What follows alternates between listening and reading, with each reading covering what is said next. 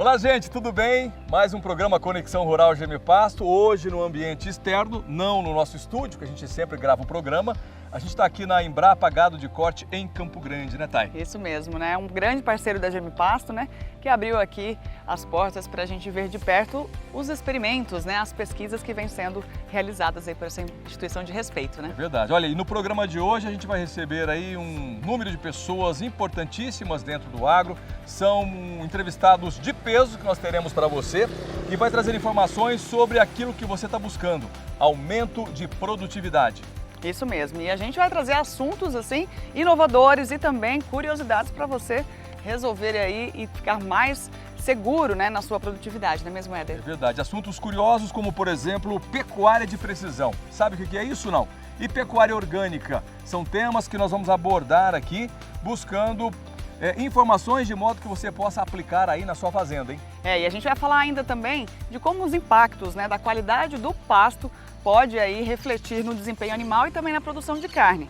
A gente vai apresentar para vocês quais são as estratégias, né, para uma boa formação da pastagem e o que você deve fazer se deu zebra ali na formação da pastagem. É verdade. Os pesquisadores da Embrapa vão estar com a gente aqui, Éder, trazendo muita informação valiosa. Olha, e um assunto também muito importante para você, sobre rastreabilidade de sementes forrageiras, para você evitar de ser enganado, comprar gato por lebre. É importante para você evitar que você leve pragas e doenças para a sua pastagem. E a gente sabe que tem muita semente pirata no mercado e a gente vai abordar esse tema sobre rastreabilidade de sementes. Isso aí, uma realidade que já está na palma da mão do produtor, só falta conhecimento, né? Legal. A gente vai apresentar aqui hoje. Então você já pode acompanhar aqui o nosso programa, ligar para a nossa força de vendas, os telefones aparecem aqui na tela. E a gente reforça também o 67 3389 6700, telefone que também é WhatsApp, né? Tem o QR Code aqui na tela para você, para facilitar aí essa comunicação com a nossa força de vendas. E também o 67 998 92 9861. E tem o 0800, né, Éder? Tem 0800 647 0050 para você conversar com a equipe da GM Pasto a qualquer momento, tá bom? É isso aí, o programa só está começando, fique com a gente.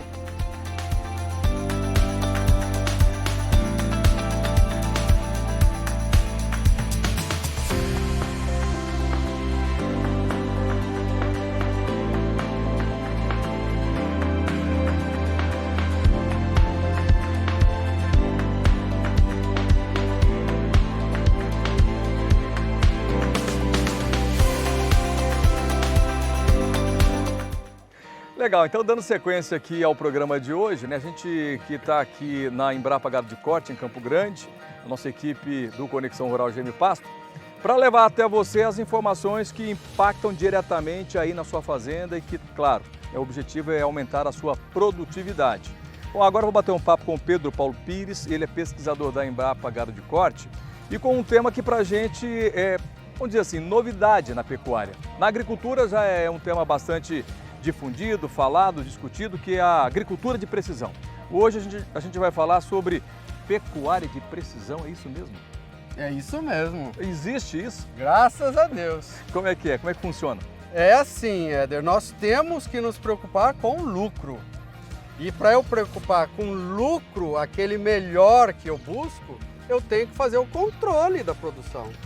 Nesse momento, se eu automatizo essa colheita de informações do campo, eu posso, e essa automatização desses dados em campo forem exatos, porque os sistemas eletrônicos são mais exatos do que a gente no papel, a gente chama de pecuária de precisão. Mas na verdade, nós vamos começar a controlar a produção com o ganho de peso diário de cada cabeça.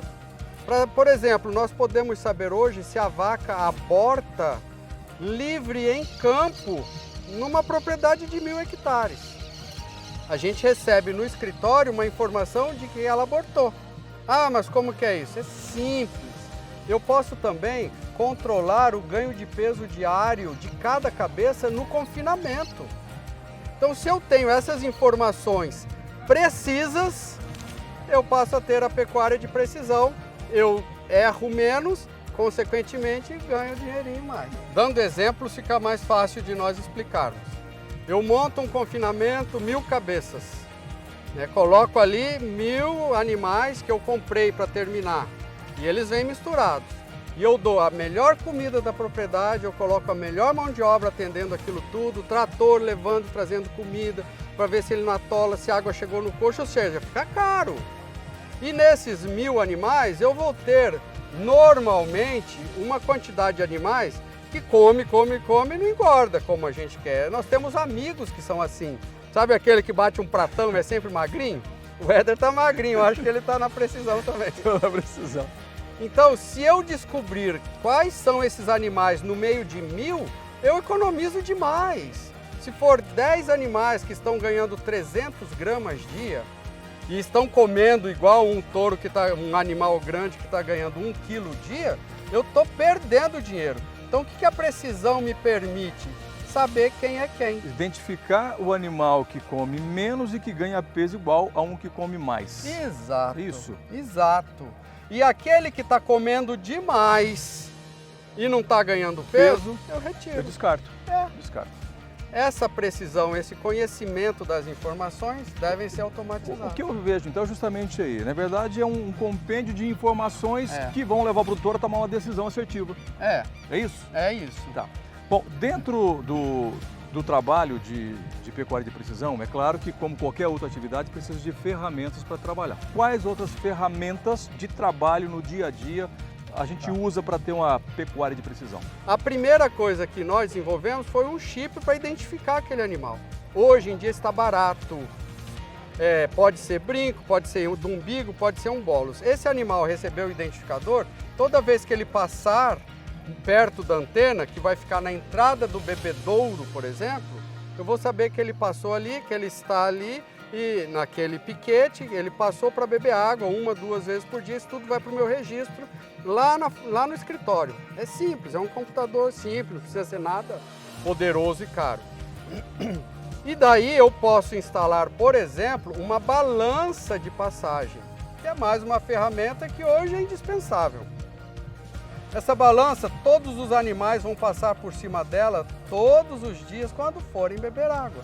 Obrigatoriamente, né? Ele aprende a passar por ali. E aí transmite lá para o meu escritório as informações. Essas pesagens.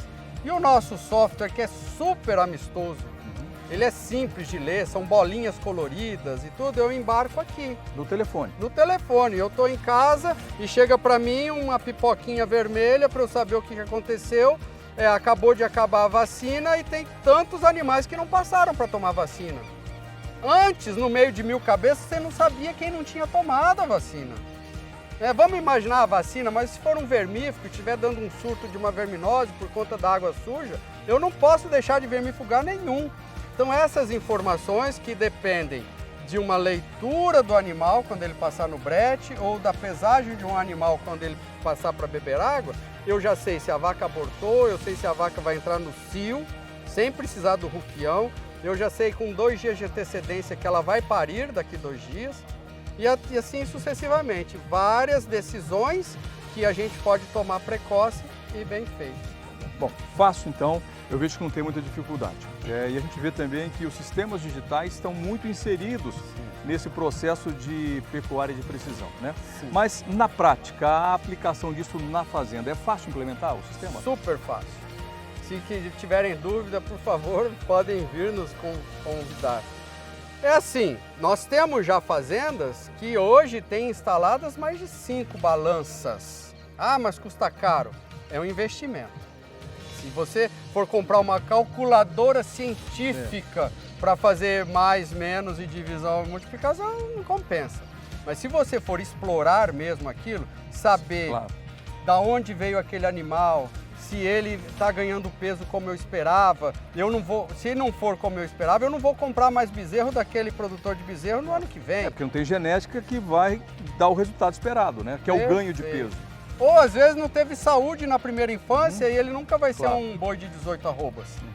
Então, primeira coisa que eu faço, colocar um chip eletrônico. Ah, mas é caro. Primeiro, não é caro. Um brinco custa R$2, R$3, R$1,50, brinco de plástico. Um transponder, um chip, que você reutiliza depois, sem limite de vezes, vai custar R$4. Isso mesmo. Então, vai valer a pena, e aí uma balança, por exemplo, um aparelhinho desse para você controlar a gerência, a sanidade, nós já temos ali um calendário sanitário que é da pecuária de precisão, que eu vou vacinar, por exemplo, conforme o calendário indicar, que a Embrapa não corre risco de ter problema com nenhuma fábrica de vacina nenhuma, nós indicamos o que deve ser feito. Esse calendário vai aparecer na tela do meu celular. E ele vai me dizer, dia tal tem que vacinar tal coisa. Pronto, eu chego lá naquele dia, coloco a leitora no mangueiro, no brete, vacino todo mundo, controlo todo mundo, no final já vai estar anotado na ficha sanitária de cada um. Olha, resumindo, informação é um insumo fundamental para você tomar decisões aí na sua propriedade. É claro que não dá para hoje a gente esgotar o tema, o assunto, né? É só uma degustação para você que quer saber mais sobre esse tema, que é pecuária de precisão. Como que você pode fazer? Entre em contato com a Embrapa Gado de Corte, aqui em Campo Grande, para você ter essas informações na palma da sua mão. Vai lá no Google, procura a pecuária de precisão, procura lá Pedro Paulo Pires, pesquisador da Embrapa Gado de Corte, para você ter mais informações. Deixa eu agradecê-lo, porque não dá para a gente explorar isso tudo aqui hoje no programa, mas fica um convite para você comparecer, fazer um programa só com você para falar desse assunto, tá bom? A hora que quiser, Éder, eu vou repetir em público, é nossa satisfação recebê-los. Não é porque você é simpático, elegante, educado, não. Tamo é junto. Porque a nossa comunicação chega lá onde nós queremos. Com certeza. Por isso a parceria. Muito obrigado. Tamo junto. Obrigado, viu? Obrigado. Parabéns pelo trabalho desenvolvido por vocês. Para nós todos. Legal, e a gente vai dando sequência aqui ao nosso programa Conexão Rural GM Pasto. Vem aí oportunidades para você, viu? Não pode perder. Nosso balcão de vendas. Acompanhe.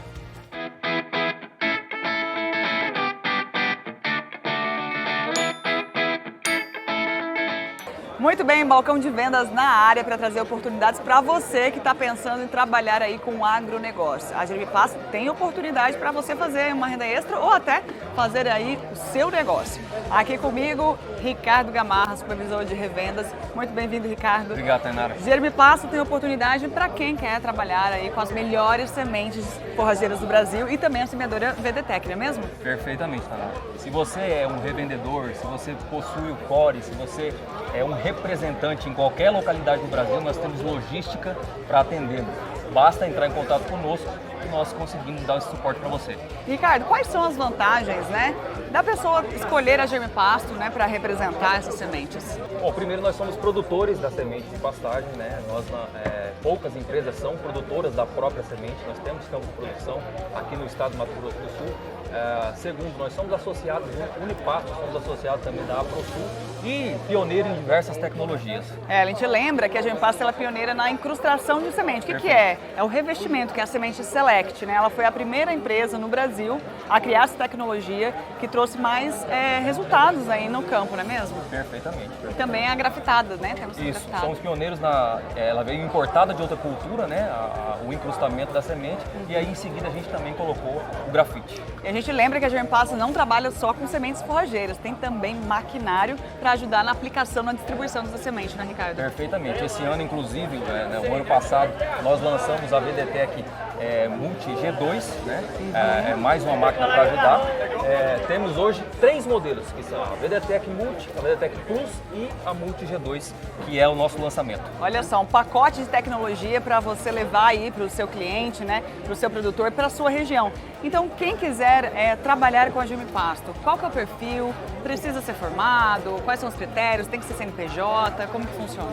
Se você é uma revenda, você entra em contato conosco, você pode perfeitamente comprar essa semente. Se você é um representante, é necessário ter o core, não é necessário formação, não é necessário também ter experiência com a semente de pastagem, mas seria interessante. Bom, mas a gente lembra que a GM Pasto também prepara, esse time, Preparamos. Tem outros supervisores, nós temos gerente comercial, temos uma equipe para te ajudar na preparação da venda da semente. Show de bola! Então, você ficou interessado, quer fazer parte aqui do nosso time, aqui da GM Pasto, aí na sua região, entre em contato, os telefones estão aqui na tela. Ricardo, muito obrigado pelas informações. E esse foi mais um Balcão de Vendas.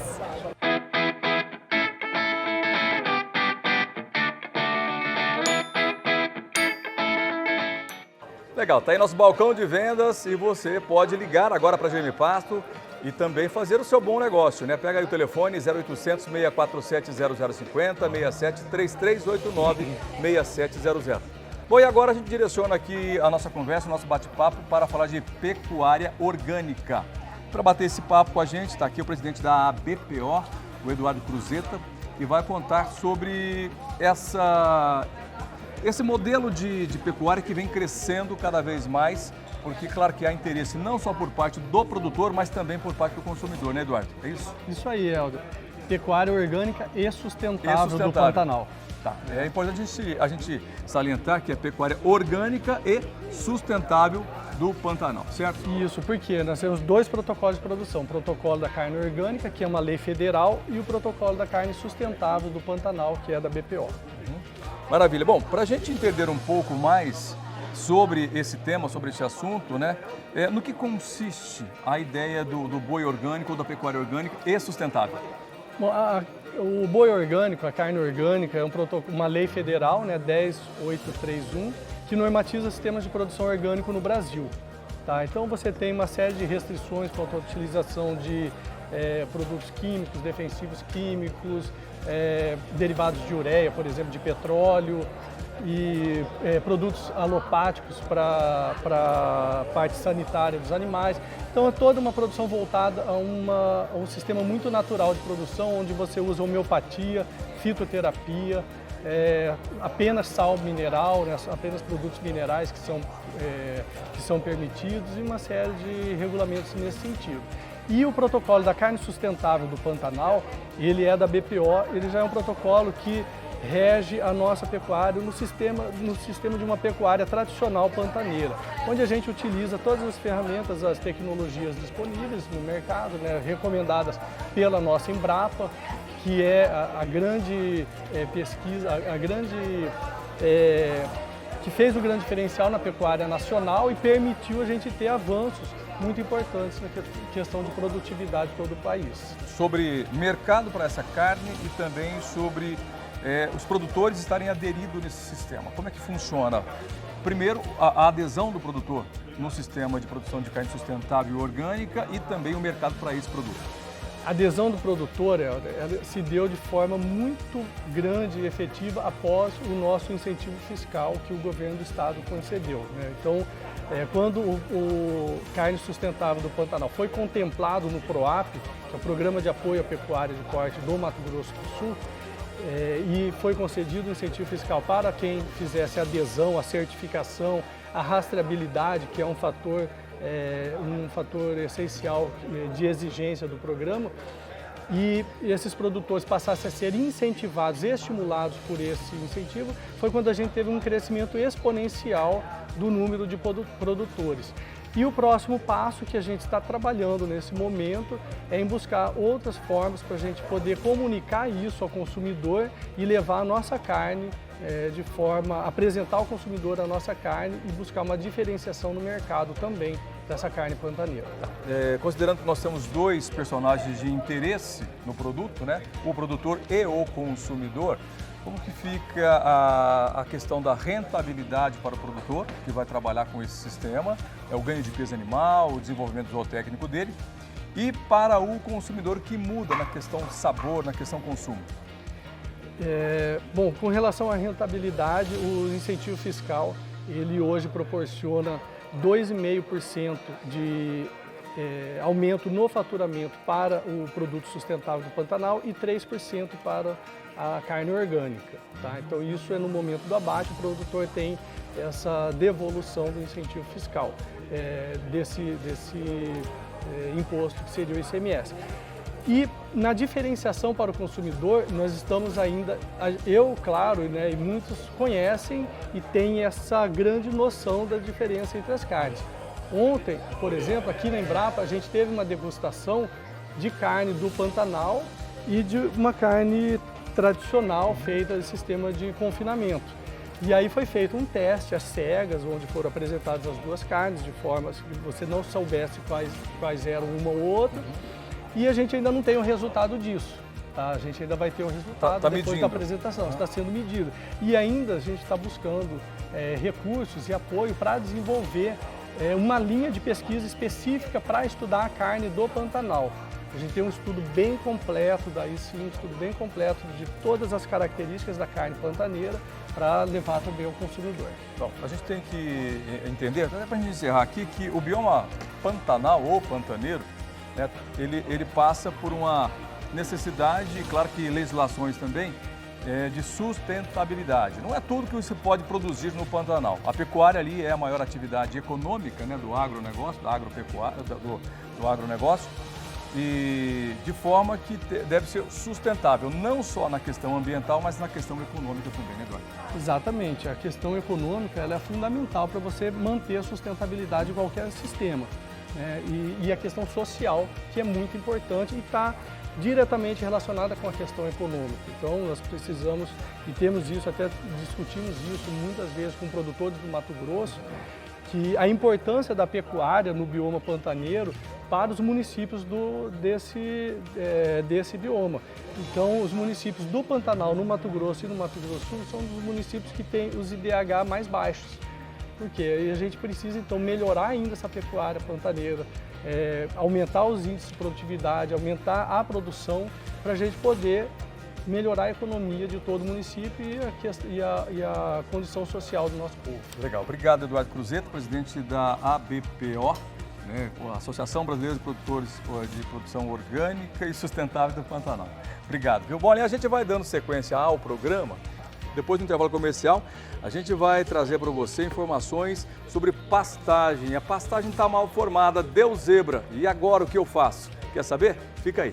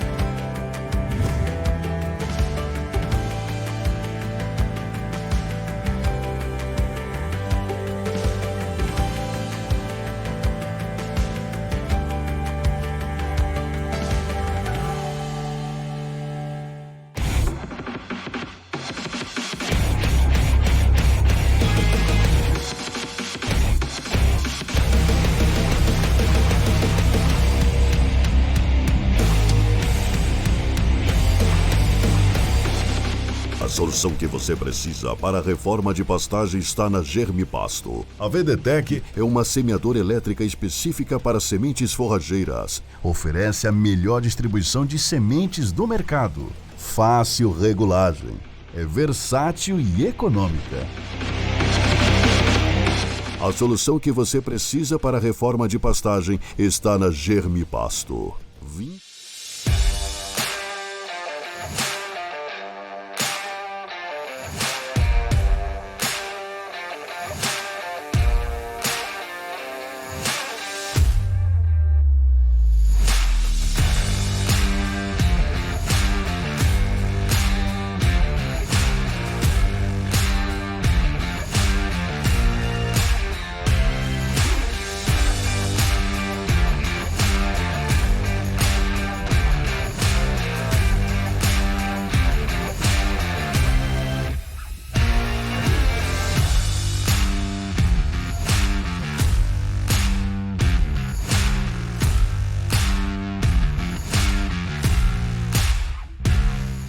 Legal, voltando para o segundo bloco do programa de hoje, como nós já apresentamos e mostramos para você, a ideia é levar o máximo de informações que serão fundamentais para que você possa tomar aí decisões assertivas na sua fazenda.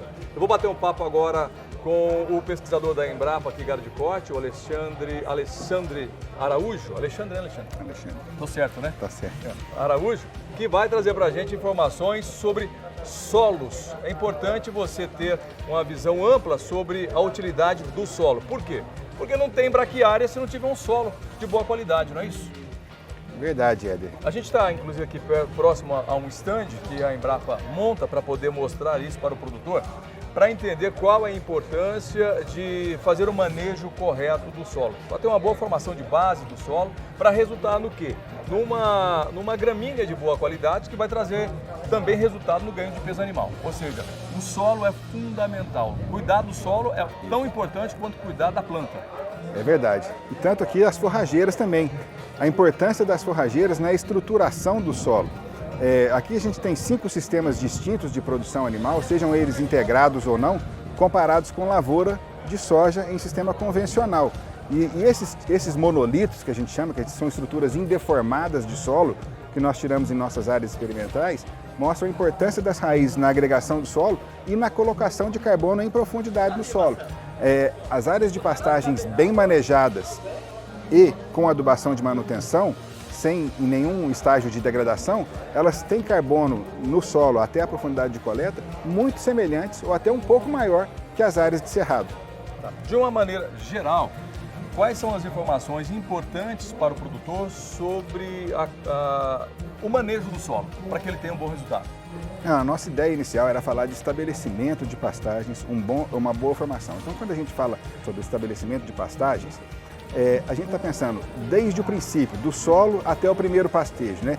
Pensando no diagnóstico da propriedade rural, na escolha do material forrageiro, na ocorrência de pragas e doenças da região, tomar cuidado com pragas e doenças também, e aí com as práticas de solo, seja elas as práticas conservacionistas, o terraceamento, as práticas de adubação para uma boa formação, até chegar no final, que seria o primeiro pastejo, que ainda faz parte da formação da pastagem.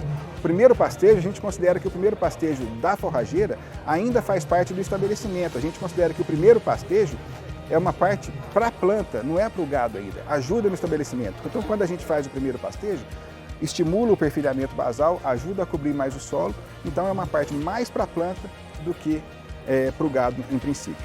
A gente já ouviu pesquisadores falando que o que tem de matéria vegetal em cima, né, do solo, embaixo a raiz é proporcional, né? Qual é essa relação para manter um bom estabelecimento de uma forrageira, considerando todo esse trabalho feito por vocês em relação ao solo? Olha, Ed, a gente fez realmente um estudo. É muito difícil mensurar o quanto tem para cima e o quanto tem para baixo. Para cima do solo é muito mais fácil, né? A gente está vendo, a gente consegue isso. cortar. Para baixo é mais difícil. Então, recentemente nós publicamos um artigo mostrando que pastagens bem manejadas e com adubação de manutenção, a quantidade de raízes ela chega a ser o dobro de pastagens. Não, o dobro quando comparado às raízes de pastagens degradadas. Ou seja, se eu tenho um bom manejo do pasto, se eu tenho uma boa adubação de manutenção, repondo nutrientes que a planta precisa, dependendo do sistema pecuário em vigor, a gente vai colocar mais raiz no solo. Então, assim, pastagens bem manejadas e com adubação de manutenção, a gente tem muito mais raiz quando comparada às pastagens degradadas. Então, a gente sabe, é claro que a adubação é fundamental para que se tenha um bom estabelecimento de uma pastagem, mas a escolha da forrageira também tem impacto no desenvolvimento, considerando o solo ou não? Tem grande impacto, tanto a escolha de forrageiras, a ocorrência de pragas e doenças na região também é um fator importante, e a adubação. No nosso aplicativo aqui da Embrapa Gado de Corte, o Pasto Certo, a gente capta num questionário as dúvidas dos produtores. E o maior questionamento dos produtores é o custo de formação do pasto, é o custo de estabelecimento. E isso está muito relacionado ao custo dos adubos, certo? E esse custo da adubação, a gente não deve pensar nisso como um custo muito grande. É investimento. É investimento. Uma boa formação, a gente deixa de gastar mais depois. Se tiver que economizar, que não seja na formação, que seja depois na manutenção, mas sabendo que com a ausência da adubação, eu vou produzir um pouco menos. Mas se eu manejar o pasto corretamente, esse pasto vai ter uma longevidade maior. Isso é importante. É bom a gente salientar que esse conhecimento, antes do estabelecimento da pastagem, para isso o produtor não tem custo, né? Esse conhecimento ele é gratuito e ele tem um impacto fundamental. E a gente, mais uma vez, agradece a Embrapa, né, por estar sempre conosco aqui no programa. E agradecemos aqui o pesquisador o Alexandre Araújo, ele que é doutor em solos, por nos ajudar a levar essa informação a você. Tá certo? Obrigado mais uma vez, viu? Obrigado. Obrigado. Bom, e a gente vai agora acompanhar informações da fazenda Morro Alto, que fica em Rondonópolis, lá no Mato Grosso, que é cliente de Germipasto. e utiliza justamente as tecnologias que a Germe Pasto coloca à disposição. Sementes de alto padrão, de alta qualidade e também uma máquina para fazer a boa formação. Acompanhe aí. Desejar boas-vindas ao grupo Germe Pasto. E você, pecuarista, e você que investe, venha conhecer a AMA, o nosso projeto futuro da fábrica de bezerros.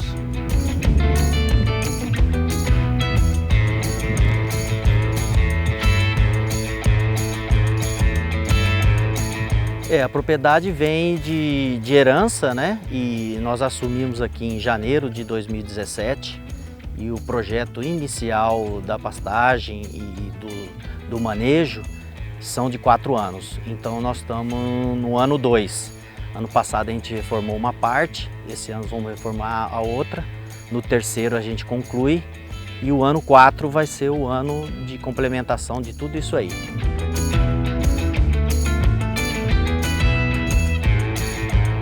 Bom, a propriedade é uma propriedade que já vem da família há muitos anos, né? No entanto, são pastagens nativas, né? Que no passado foi feito alguma coisa, mas até então, vamos colocar aí de 10 anos para cá, ela não foi feito mais nada. Vem se trabalhando com a lotação, vinha se trabalhando com a baixa lotação em pastos nativos. Daí a necessidade de a gente iniciar esse projeto, né? Onde o produtor me procurou e buscando uma alternativa para a gente dar uma melhorada nisso daí, na parte de alimentação e depois a suplementação ser menor, né? E aí entramos com a consultoria e na reforma de pastagem. Fizemos um projeto de 3 a 4 anos, né? No primeiro ano, 70 hectares, né? No segundo ano nós vamos fazer 55 hectares e o restante no terceiro ano. O objetivo final nós atingirmos um plantel aí de 900 cabeças aí, numa área de 220 hectares aí.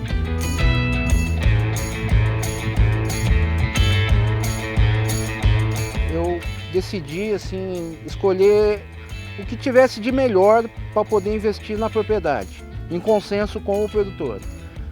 Então aí eu elenquei 2 a 3 empresas de semente que eu já conheço, a Germe Pasto eu já conheço há mais de 10 anos, né? E foi aonde eu decidi, optamos pela Germe Pasto por uma empresa que eu já conheço o seu laboratório, conheço toda a estrutura da empresa, me deu uma certa confiabilidade no projeto. E também pelo fato de eu trabalhar, a gente começou o projeto em outubro, a gente já estava mais ou menos muito sem tempo. Então eu não podia ter, a minha margem de erro deveria ser muito pouca, então eu tinha que trabalhar com produtos de ponta. Então eu optei só com produtos de ponta, e onde foi que eu procurei a Germe Pasto. Que é uma empresa que eu já confio, que eu já conheço, entendeu? E trabalhei só com produtos de ponta, adubo, semente, calcário.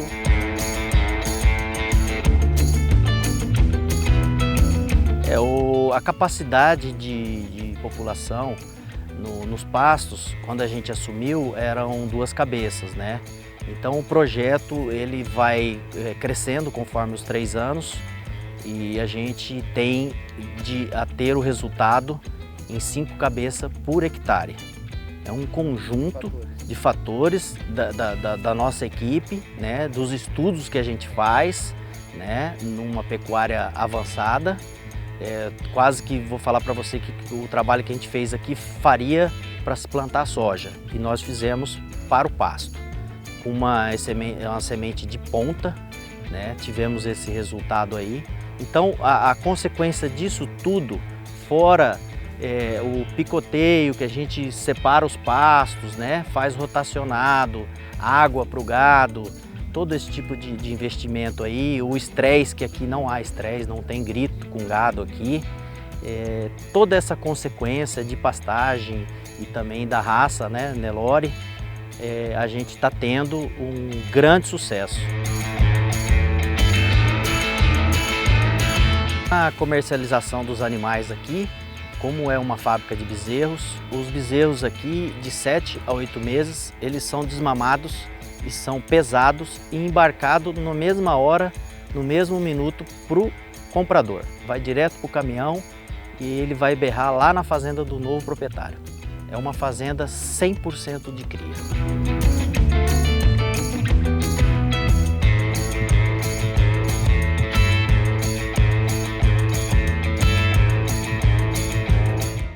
Olha, você conferiu aí, né, mais um cliente satisfeito, e agora aqui comigo, a pesquisadora da Embrapa Gado de Corte, né, Denise Montanheri. Muito obrigada por nos receber aqui hoje, viu, Denise? Obrigada.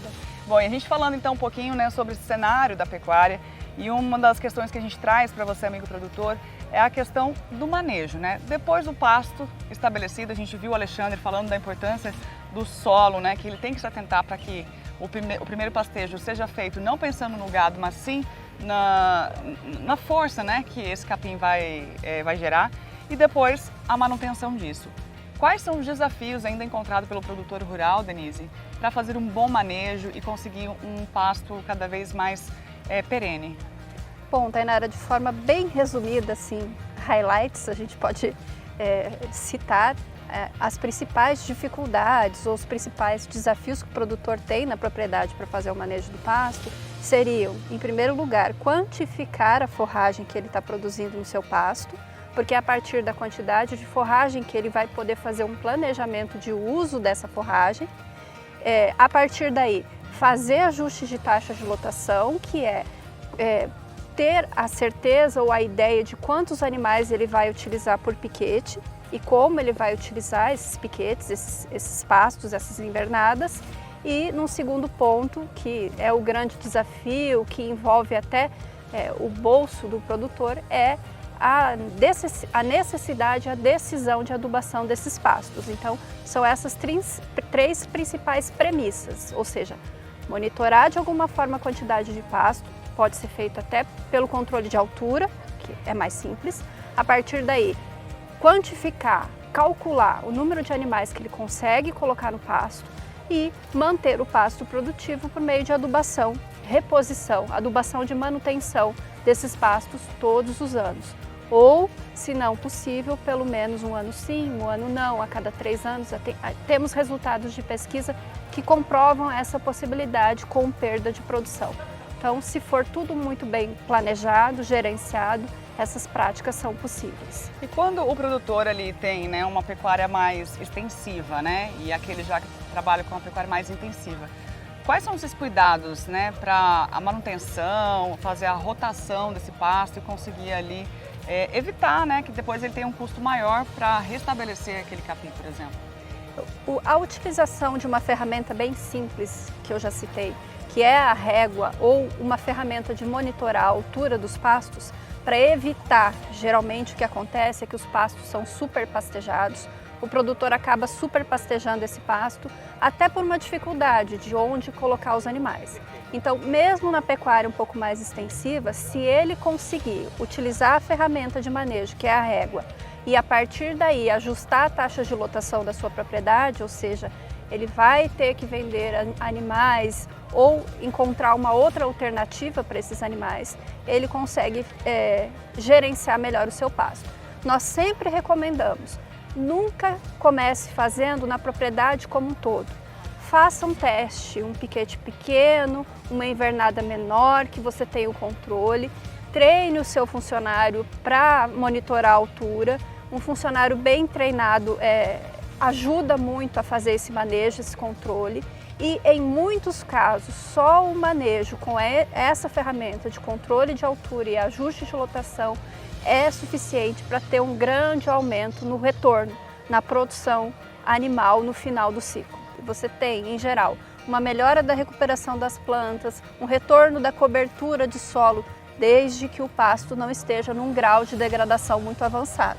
Então você consegue, ajustando a altura e controlando a taxa de lotação, melhorar, inclusive, o impacto do seu sistema no solo, no sistema de produção, no ecossistema pastagem como um todo. Olha só, gente, dada aí as informações, né, de quem acompanha aqui em primeira mão toda essa realidade, tem estudos comprovando esses resultados. E uma das questões que, às vezes, o produtor tem que acabar adotando dentro da propriedade, Denise, é o consórcio, né, de capins. E como que fica essa questão do manejo, né? O que ele deve se atentar para não errar ou, né, evitar uma competição ali? Como deve ser feito esse trabalho?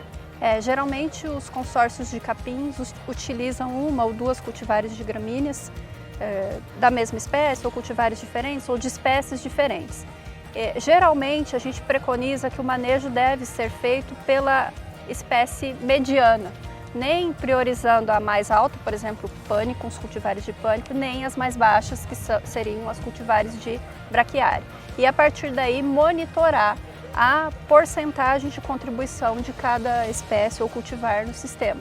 Bacana. Nesse sistema de consórcio, no caso. A mesma coisa vale para as leguminosas, quando você tem leguminosas nos consórcios, sempre respeitando a porcentagem de cada espécie. É lógico que se ao longo do tempo é natural que uma espécie se sobressaia sobre a outra, isso vai acontecer. E aí, para manter essa produtividade no período da seca ainda, é o maior desafio, né? Como faz para que essa mágica aconteça e ele consiga ter alimento suficiente ainda nesse período? O principal fator que te ajuda na seca, na verdade hoje em dia nós temos duas opções de seca. Ou o produtor entra na integração lavoura-pecuária e ele usa soja e ele planta pasto no final da soja e ele tem um pasto de seca verde, é um pasto vegetativo com alto valor nutritivo, com alta disponibilidade, que não é uma situação para todos os produtores. Ou o produtor, que é aquele tradicional, que tem seu pasto manejado com pecuária exclusiva ao longo dos anos, ele usa técnicas de vedação de pasto, que é guardar esse pasto. Ele pode fazer silagem com esse pasto que produziu muito durante as águas, pode fazer o feno em pé, que é a vedação, e ele pode ou deve utilizar suplementação estratégica na época da seca, para que o animal consuma menos forragem, substitua pelo suplemento e a partir daí ele tem uma reserva de pasto, o seu pasto dure por mais tempo. Olha só, a gente vai falar ainda no programa mais sobre essa estratégia, né, da produção de silagem, de como você ter a melhor estratégia no período seco. E já quero agradecer a sua participação mais uma vez aqui, Denise, muito obrigada. A gente lembra também que a Embrapa tem uma ferramenta que pode auxiliar muito o produtor aí, que é o Pasto Certo, né? Sim, isso mesmo. Pelo aplicativo Pasto Certo, você tem várias dicas de utilização, formação, manejo, potencial de ganho de cada cultivar, os cultivares BRS, que são as que foram desenvolvidas com tecnologia Embrapa. É isso aí, ó, recursos para você, produtor, ter boas produtividades. Muito obrigada mais uma vez, viu, Denise? Eu agradeço, Tainá. E confira agora informações sobre as sementes produzidas e comercializadas pela Germipasto com Daniel Diraimo.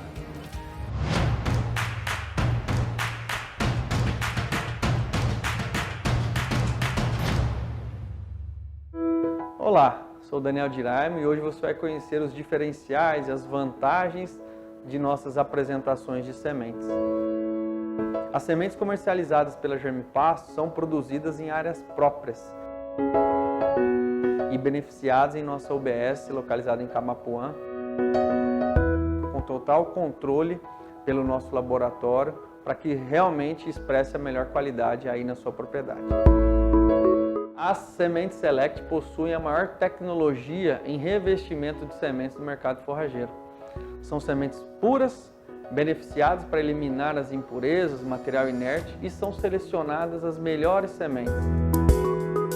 Recomendada para a pecuária, onde a maior parte das áreas são semeadas a lanço, as sementes Select proporcionam melhor distribuição, maior facilidade de regulagem, formação mais uniforme e mais rápida, proporcionando então a entrada antecipada dos animais. Tem a formação mais rápida e uniforme de sua pastagem com a semente Select. Conheça a nossa semente através dos nossos canais de comunicação. Escolha certo, escolha Germipasto.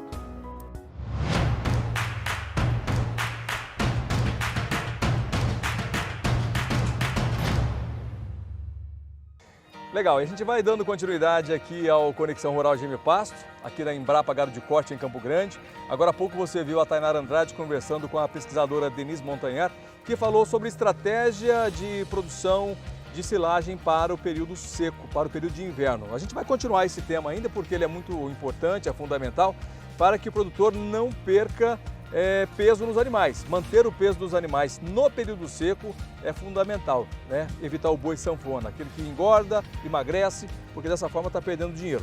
O bate-papo agora é com o pesquisador Haroldo Queiroz, que vai trazer para a gente informações sobre o tema ainda, né? Sobre produção de silagem no período seco. Haroldo, tudo bem com você? Tudo jóia? Tudo bom, Éder? Tudo bem, tudo tranquilo. Bom, assunto fundamental e importantíssimo, né, Haroldo? Produção de silagem para o período do inverno. Exatamente. No verão, a gente tem uma quantidade boa de forragem, muito grande, e você tem uma sobra que pode ser usada no período seco. E quando a gente fala em silagem, Éder, normalmente o produtor vai pensar naquela silagem clássica de milho, de sorgo, ou agora está na moda o capiaçu, que é uma excelente forrageira para se ensilar, mas vamos conversar um pouco de uma alternativa que existe e pode ser feita de ensilar a sobra de capim, a braquiária, o colonião que o senhor tem aí na fazenda. É possível fazer, não tem problema nenhum, Éder. Tá, mas como faz isso? Aí fica a pergunta, né? Como fazer esse aproveitamento de sobra desses capins, dessas variedades aí? Sim, a ensilagem desse material tem que ser feita com a sobra, ou seja, você não vai saber qual é o ponto ideal do capim. Tem um momento lá que está sobrando um piquete de Tanzânia ou Mombaça, que é um dos coloniões, e ele não atingiu, por exemplo, o ponto de matéria seca ideal.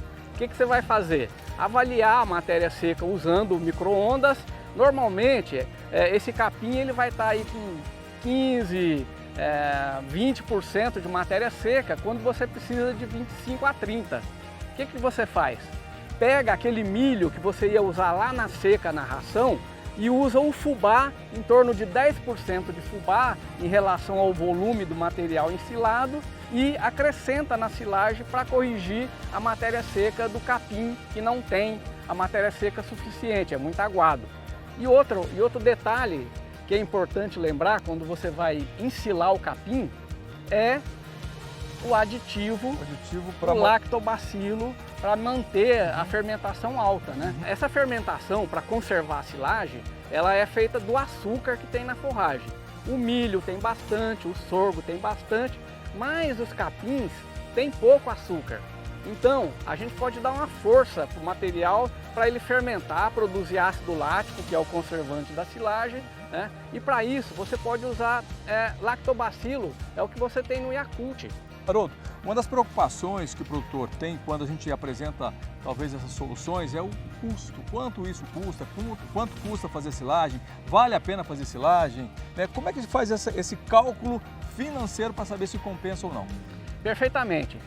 Quando você vai considerar o custo da silagem, primeiro você vai atribuir algum valor àquele capim que é uma sobra, mas você teve manejo durante o ano, está ocupando a terra, tem um custo fixo de cerca, e você vai atribuir primeiro um valor a esse material, o capim que está lá no campo. O segundo custo que você vai atribuir é a operação de cortar, picar e guardar esse material no silo. O silo, a lona, tudo tem um custo, né? Entretanto, todo esse material, todo esse custo que você tem, ele é muito baixo comparado com as perdas que você teria na seca. O animal que já está com determinado peso, sem essa suplementação, que seja pelo menos a silagem para manter um ganho de peso na faixa de 700 gramas, sem esse alimento extra na seca, o animal vai perder peso. Então, só essa perda de peso que você evita paga todo o custo da silagem. Haroldo, pensando em armazenamento, pensando que o produtor vai fazer isso no final do verão, porque vai aproveitar a forragem no final do verão, ou o milho ainda no verão, para fazer essa silagem, é para armazenar. E quanto tempo ele consegue guardar essa comida para usar somente nesses períodos mais críticos aí? Perfeitamente, Éder. Você pode guardar uma silagem bem feita por 4 a 5 anos sem nenhum problema. Quais os cuidados? Primeiro, garantir que a fermentação tenha sido bem feita, picado o tamanho certo o capim, acrescentado o fubá para enxugar a massa, acrescentado o inoculante, que é o lactobacilo, né? E aí, se você for usar a silagem de um ano para o outro, é importante lembrar que vai entrar ar aí numa faixa de 30 centímetros da silagem depois de aberta, que é o que você usa todo dia, 30 a 40 centímetros, você vai cortando as fatias da silagem. Então no ano você fecha, terminou a seca, você vai fechar, puxar a lona e no ano seguinte não se esqueça de descartar os 40 centímetros que ficou escuro, porque ali vai entrar ar e vai dar uma fermentação que não é alática, vai ter outros tipos de ácidos e o animal rejeita essa silagem escurecida. Fora isso, essa perda que tem na entrada do silo, você pode conservar 4 ou 5 anos um silo fechado. Aberto pode usar no ano seguinte. Legal. Bom, lembrando que a Embrapa tem muitas publicações sobre o assunto, né? As Embrapas de modo geral, não só a Embrapa Gado de Corte aqui em Campo Grande, onde nós estamos, vários pesquisadores também à disposição. O importante é o produtor rural buscar sempre a informação, né? Com os técnicos, né? E para isso eles estão aqui à disposição. Bom, Haroldo, obrigado. A gente vai continuar batendo papo com vocês, pesquisadores aqui da Embrapa Gado de Corte, e buscando essas informações. Obrigado, viu? Estamos sempre à disposição. Maravilha, tamo Prazer. junto. Obrigado pela participação aqui no programa Conexão Rural GM Pasto, sempre contribuindo, levando informação, tá bom? E a gente vai, no próximo bloco, trazer uma informação importantíssima para quem ainda insiste em comprar sementes sem procedência. Cerca de 30% das sementes que vão para o mercado são sementes sem procedência. O que isso pode trazer de prejuízo para o seu bolso? Você sabe? Não? Quer saber? Depois do intervalo comercial a gente vai contar tudo para você. Fica ligado aí.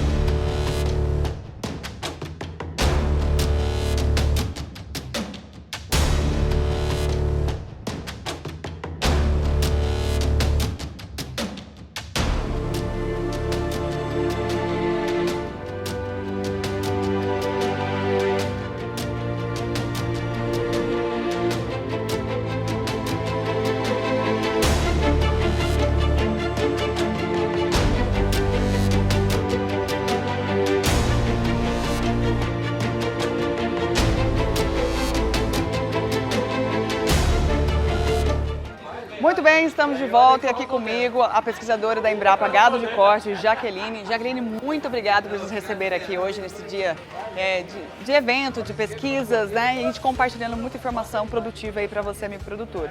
E uma das questões que a gente sempre traz aqui no programa é a questão da qualidade da semente, né, Jaqueline? E a gente sabe que isso é um dos primeiros passos que o produtor tem que se atentar para conseguir conquistar, realizarem bons resultados lá na frente. E falando nisso, qual que é o peso que a semente traz para o peso do animal, para a produtividade, Jaqueline? A semente é fundamental em qualquer sistema de produção. Não seria diferente no sistema de pastagem. Depois de escolher uma cultivar, é hora de comprar a semente. E onde que entra a qualidade de semente nisso? É fundamental na formação de pastagens, no estabelecimento e na formação de pastagens. O que acontece então? A gente sabe que sementes de baixa qualidade promovem o quê? A desuniformidade de semeadura, problemas no estande, né? Sementes de baixa qualidade já veicula uma série de plantas daninhas e patógenos, aumentando esses inóculos, né? E aumentando esses propágulos também. Né? Aumenta o custo de produção, aumenta a necessidade de controle, né? Contribui para a degradação, acaba por expor o solo, porque não existe uma colonização, uma formação uniforme, perfeita, né? Uniforme da pastagem, e tudo isso afeta o sistema de produção do gado de corte. E aí, no caso, que ainda existem muitos mitos, né? Ah, mas eu vou comprar uma semente pensando no valor, no preço, né? Que é o próximo tema que a gente vai falar aqui atrás. O preço e qualidade são coisas totalmente diferentes que o produtor tem que se atentar, que não é bem assim que faz a conta, né? Certo. Aqui a gente mostra que não adianta você comprar pelo preço, né? Que não adianta, porque você comprando uma semente com 80% de sementes puras viáveis ou com 36, 40 ou 50, você vai gastar o mesmo valor. Então não se compra semente pelo preço, se compra pela qualidade. E no final das contas você vai gastar menos do que compraria uma semente de baixa qualidade. Olha, Jaque, diante de tantas opções no mercado, né, o que o produtor deve se atentar e como ele fazer a escolha, né, de quem comprar essa semente? Ótimo. A realidade no mercado hoje é essa realidade aqui. 80% das sementes em 2021, esse é um dado do IDARON, cujas sementes foram analisadas pelo mapa, 80% das sementes apresentavam baixa qualidade. Nossa, mas é muito alto isso ainda, hein? É muito essa alto. realidade. 60% fraudes. Sementes com ervas daninhas, 400% acima das tolerâncias, o que é preconizado pelo Ministério. E sementes de outras espécies, 800% acima do limite. Bom, o que você tem então? Você tem aqui 10% de semente pura e 90% de impureza, compreendendo tudo isso que eu falei para vocês. A gente sabe que quem faz o mercado é o consumidor, né? A exigência do consumidor. A oferta no mercado vem da demanda do consumidor. Então, o que a gente tem que mudar? Tem que mudar a cultura da aquisição das sementes forrageiras. E certo? esse é um trabalho minucioso, né? Porque então, é meio cultural também. também, Tem né? que exigir, exatamente, que as sementes estejam dentro do SM, que é o Sistema Nacional de Sementes e Mudas. O que ele preconiza? Que toda semente produzida e comercializada tem que ter identidade e tem que estar dentro dos padrões. É a definição.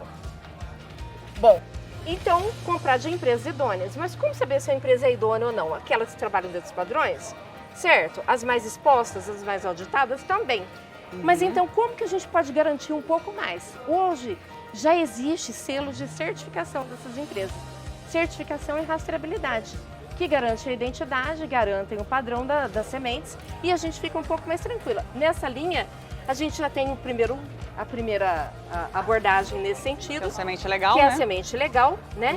Olha, Jaque, muito obrigada então por essa explicação. Eu que agradeço, por receber a gente aqui, esclarecer essas informações, né, que é fundamental para o produtor ter boa produtividade, não é mesmo? Olha, e quem reconhece o valor da semente forrageira em todo o processo produtivo, sabe que é preciso fazer a escolha certa. E isso quer dizer escolher sementes de procedência. É o que fez o pecuarista Carl Sack. Ele confirmou na prática os bons resultados com as sementes Germipasto. Confira.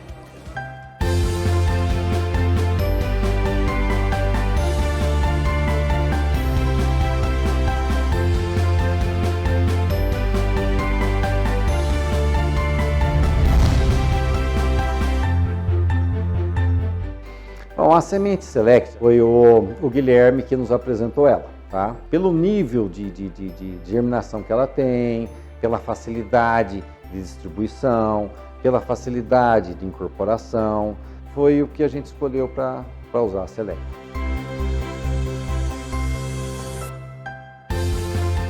Houve uma mudança nessa última década, vamos dizer assim, tá? De qualidade de sementes e tudo mais, é extraordinária. Tá? Antigamente você poderia usar aí 20 quilos de semente por braquiária por hectare. Hoje você consegue reduzir isso aí a 50% quando nós começamos o preparo do solo. O solo estava muito ressecado, muito seco, teve uma chuvinha pouca, mas que já deu para melhorar o preparo do solo, mas não era suficiente para plantar.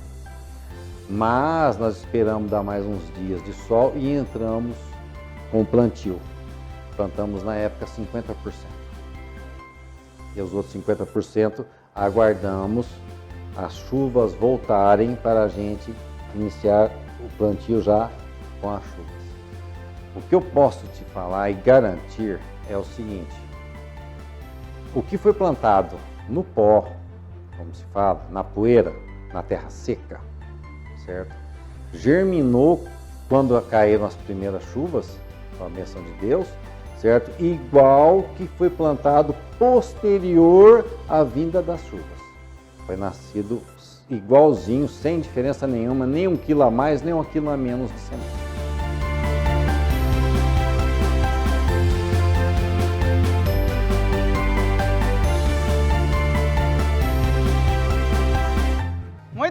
Estamos chegando ao final de mais uma edição do Conexão Rural. Foi muito bom ter sua companhia e olha que time de peso a gente trouxe para falar sobre a pecuária, né? Sobre as inovações, tecnologias, não é mesmo, Éder? É isso aí. Olha, nós esperamos que você tenha gostado desse programa. E se quiser conversar com a GM Pasto, muito fácil. Nossos telefones estão à sua disposição. Tem o 0800 647 0050, tem o 6733896700, inclusive recebe mensagem via WhatsApp. Além das mídias sociais que a gente está presente aí. É isso mesmo, você pode rever esta edição e outras, né? Também no nosso canal do YouTube. Muito obrigada pela sua companhia, a gente fica por aqui com mais imagens, né? Diretamente aqui de Campo Grande, da Embrapa Gado de Corte. É isso aí, né, Éder? Legal, tamo junto sempre, hein, gente? Abraço. Tchau, tchau.